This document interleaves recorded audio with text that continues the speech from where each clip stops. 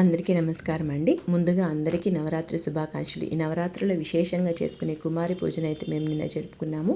ఈ కుమారి పూజలో భాగంగా ముందైతే కుమారికి పాదాలు కడిగి తర్వాత పారాణి పెట్టి తాంబూలం ఇచ్చి ఎలా అయితే మన అమ్మవారికి పూజనైతే చేస్తామో అలా అయితే కుమారి పూజనైతే చేసుకోవాలండి. అమ్మవారికి చాలా ప్రియమైన అర్చనలో కుమారి అర్చన చాలా విశేషమైంది. ఈ నవరాత్రుల్లో మొదటి రోజు 1 సంవత్సరం కలిగిన కన్యకను బాలగా భావించి అయితే పూజ చేస్తారు. రెండో రోజు 2 సంవత్సరాలు కలిగిన కన్యకను కుమారి భావించి పూజ చేస్తారు. మూడో రోజు 3 సంవత్సరాలు కలిగిన కన్యకను త్రిమూర్తిగా భావించి పూజ చేస్తారు.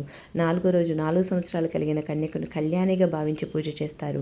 ఐదో రోజు 5 సంవత్సరాలు కలిగిన కన్యను రోహిణిగా అయితే పూజ చేస్తారు. నేను 5వ రోజు రోహిణిగా అయితే పూజనైతే చేశానండి.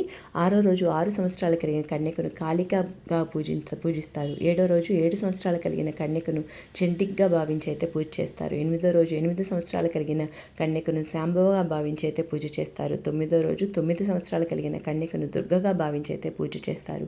10వ రోజు 10 సంవత్సరాలు కలిగిన కన్యకను సుభద్రగా భావించి అయితే పూజ చేస్తారు.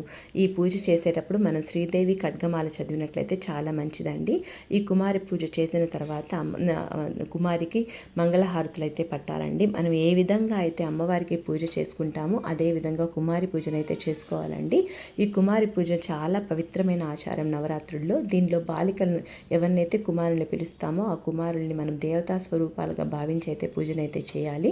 ఈ పూజ వల్ల మనకుండే ఆర్థిక సమస్యలన్నీ తొలగిపోవడంతో పాటు జీవితంలో సుఖ సంతోషాలు కలగడం వంటి ప్రయోజనాలు ఉన్నాయని పెద్దవారైతే చెప్తారు. ఇది దుర్గాదేవి యొక్క 9 రూపాలను సూచించే పూజ కాబట్టి ఈ పూజలో 12 సంవత్సరాల లోపున్న బాలికలకు మట్టుకే పూజ చేయాలి. ఇలా పూజ చేయడం వల్ల ఆ అమ్మవారి కరుణా కటాక్షాలు అయితే మన మీద పడతాయండి. ఈ విధంగా పూజ చేసుకోవడం వల్ల చాలా బాగా అయితే ఉంటుంది. మీరు కూడా